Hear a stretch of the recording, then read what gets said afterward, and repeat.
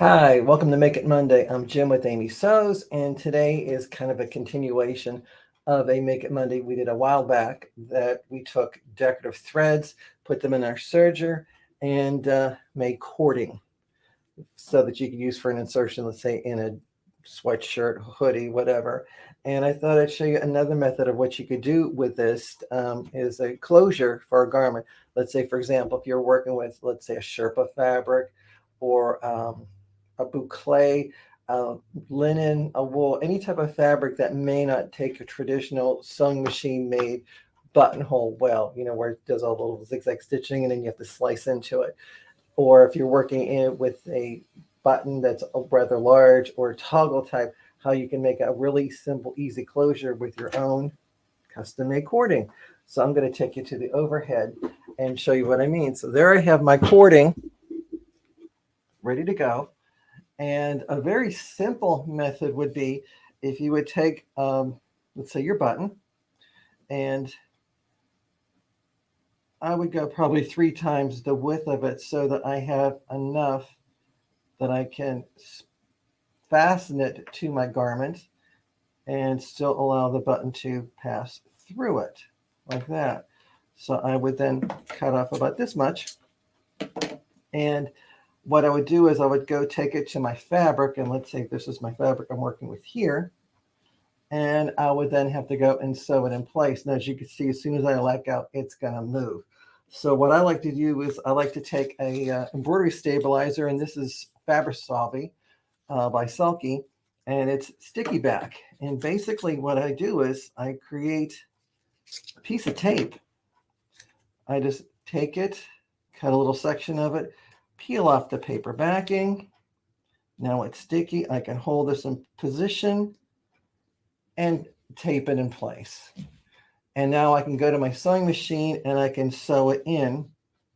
And this will, of course, wash out with the first laundry. So this way I don't have to worry about any added bulk or whatever. But what's nice with this is that I can even lift it off, adjust it so that my cording ends are nice and tight.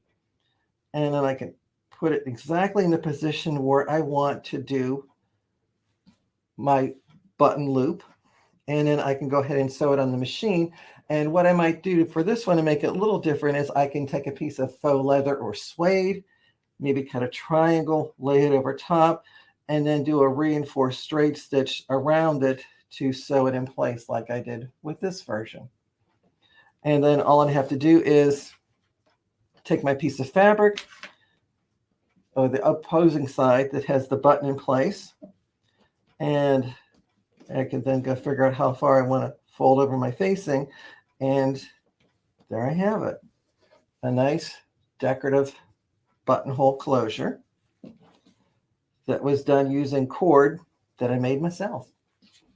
And if you want to do more like a traditional frog closure, what you could do is take another piece of Fabrisolve, sticky back, and I actually used 2 nickels, and I just drew around them for the shape.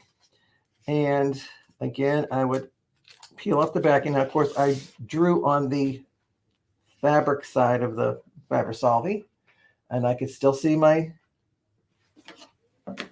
drawings on this side. So then all I have to do is take my cord, and I'll wrap it up like in a little circle here, and go as far as I can comfortably do it. And then I can actually stick it on and finish wrapping it around to do the shape of the closure. And the circles I drew are going to help me to keep them both in line, because I'll want to do like a double one. And then basically come up with a shape like this that's stuck onto the Fabrisolve. Now I'm going to go over to my sewing machine just to show you the stitch I used. It's like a blanket binding stitch that has an extra little stitch in between as it goes to the left and right. And what I did was I sewed right along each one of the cords as it came along in here, just as I sewed around in a circle and capturing all the bits of the braid or cord that I created. And by having it with that extra stitch, it kind of incorporated itself into the texture and weave of the cording, so it just kind of disappears. You don't see it, as opposed to doing like a traditional zigzag stitch. It would be laying at a different angle and you would clearly see the stitching, where here it just kind of melts into the cord and you don't really see the detail of the stitching. Once I have it completed, what I'll do is I can easily take your scissors and I'll cut around the edge just to get rid of the excess stabilizer. And then I will just go and take my piece of fabric, and what I'd like to do with it is I'd actually lay it down on top, and you could of course do all the stitching directly onto the fabric. In this case, I like to do it separately, then applique it on.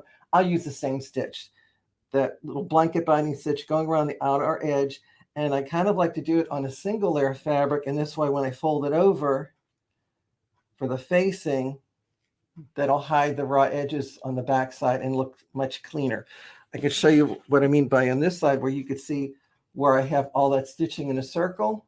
It may not look as nice on the inside of your garment, but if you do it on the one layer, then when you have your facing come over, it hides it and it looks great. Then all you have to do is you have the opposite side with your button closure, or so your button attached for the closure. Pop on your frog like that, and then adjust the width of your facing. And you have a really nice, elegant frog closure. And if you want a little more detail, you can make a second set and just sew them to the back like that side, and that way it gives it kind of a balanced frog look to it. So it's up to you if you like the look of the pair of them or a single. You can even do different types of twists, squares, whatever shape you like. So hopefully that kind of inspires you to do a little more things with your sewing machine and your serger. And if you like our tips, please be sure to check us out on our website. Just go to amysews.com, where we have a list of all the different classes we have to offer here in the store, and more coming online, like our serger box subscription and our scan and cut subscription box, as well as our tea towel of the month with Sharon. So we have a lot more things coming up also. And if you're like the class, the little technique I showed you here, you can follow me along. Just go to thesewingexpo.com, where I'm one of the staff instructors with the Original Sewing Quilt Expo, and you can follow my schedule there, where I'm at currently in the US. So with that being said, thank you for watching. Be sure to subscribe to our different boxes, etc., and go to amysews.com for more information about that. And hope to see you on another Make It Monday. And always remember, the more you know, the more you sew. Take care.